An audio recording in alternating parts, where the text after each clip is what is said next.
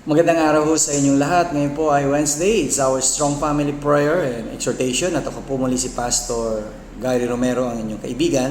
Tayo po muli ay manalangin at magpasalamat sa Panginoon. O aming Ama, maraming salamat sa inyong kabutihan sa amin at patuloy niyo kaming gabayan at patnubayan ang pamilyang Pilipino na makakilala sa Panginoong Kristo sa araw na ito. Sa pangalan ni Jesus. Amen.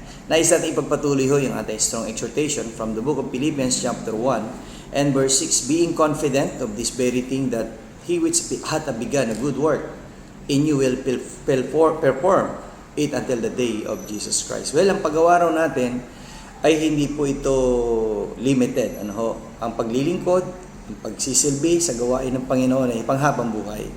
Hanggang sa bumalik at maabutan tayo ng Panginoon na sa kanyang muling pagbabalik na naglilingkod sa kanyang gawain.